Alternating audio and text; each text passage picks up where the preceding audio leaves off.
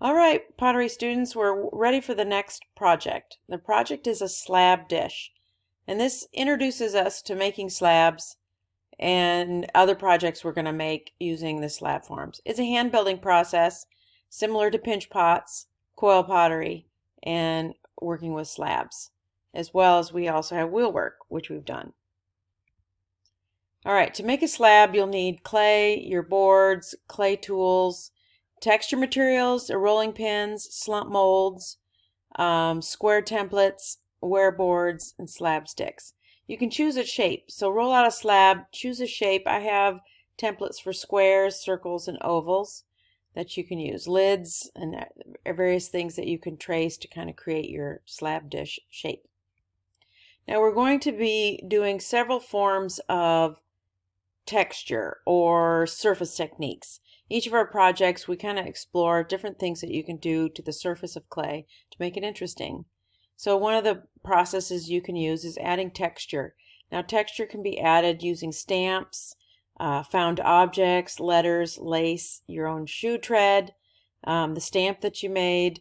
I believe these tiles here that you see are made from pasta noodles. So all sorts of things around your house or around this classroom.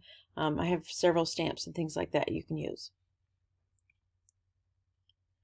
I am going to put in our Canvas classroom, some of these videos that are incorporated in this slideshow. This slideshow and this particular screencast will be in Canvas as well. So here is a video to watch that uses textures and creating a slump mold, creating a dish. Now you can also use the different carving tools that we have available to carve a design into your dish. Flip this plate over and you can also add a coil foot or little knobs for feet, or this can just be something that has a curve to it and can rest on a surface without a foot. You make your choice. This second video I will include is showing us various methods that you can use to create some surface decoration. So more options there. We have previously looked at Mishima, which is an inlay technique where you can carve a design, and then after it's bisqued, you can add underglaze into the crevices. What you do is you sponge it on, like this first image here. You brush it on, sponge it off, and the glaze remains in the crevices. The second image here shows a Celadon clear coat. So the Celadons are transparent, so you can see the image behind it. So it's like a clear coat with a tint to it. I have several shades in the Celadon colors that you can explore.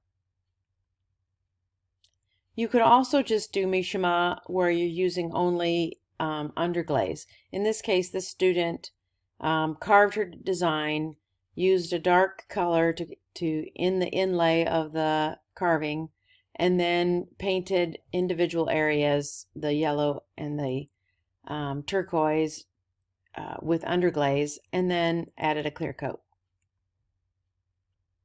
These two videos are available in Canvas, and they're doing the Mishima technique using wax. There's also a couple of videos here that you can look at to incorporate a stencil.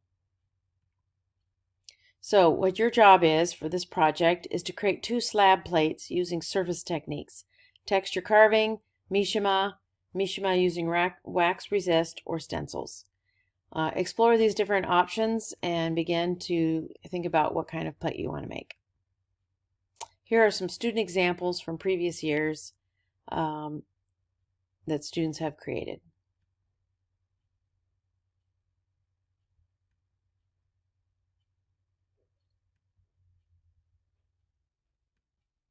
All right, come to your class with your thoughts and ideas.